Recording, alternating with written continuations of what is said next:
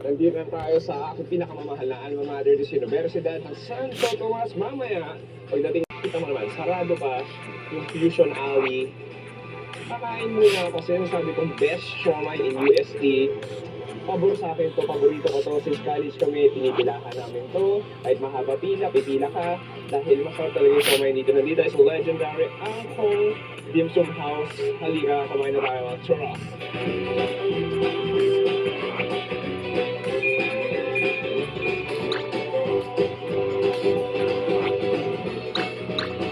So as you can see, dating pinaka-OG branch sila sa Dapitan, pero ngayon, dito pa rin sila sa Pinumbal. Tingnan natin. So boom, nagmahal na rin yung presyo nila. Dati nung kabataan ko, 40 pesos lang to, pero may 70 pesos na pare. 70 pa din Japanese. Ito, alam ko, quail egg, chicken siomai, kuchay dumpling, and fried dumplings. Halika, pumasok na tayo. Ang haba ng pila, lunchtime.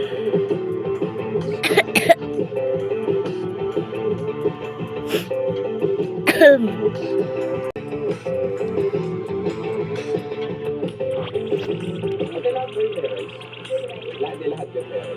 Magkano pag-alakad?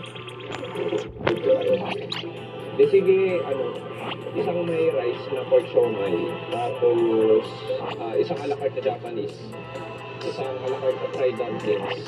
Yun lang. Dine-in. Alam mo marami. Ang gusto mo mas marami. Gusto mo mas marami. Dagdagan mo na rin ng kuchay. Oo. Oo. Oh, sige. Oh, sige, may rice yung kuchay.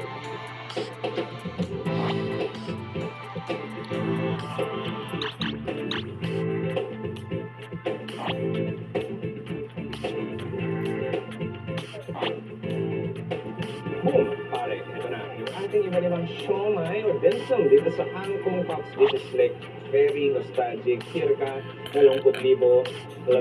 Tama ba? 2015 nung nagsimula ito. Actually, 2014 ata technically. Nung college ako, nung junior college ako, pinipilaan namin ito. Halos anin na tao na yung kaso sa store nila. Pero ngayon, look at this. It's lunchtime, maraming tao, estudyante. Tipo, tumatanda na ako dahil sobrang participante ngayon. Anyway, pusit tayo sa siomai natin. Ano gawin natin? Oh my God. No. Spoonful of chili. No.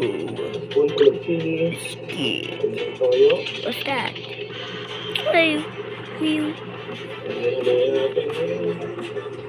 bang simulan ko sa kanila. Pork siomai. Kuha tayo ng pork siomai na nandit natin dito. Sasawa natin. Sweet carrot. Yeah.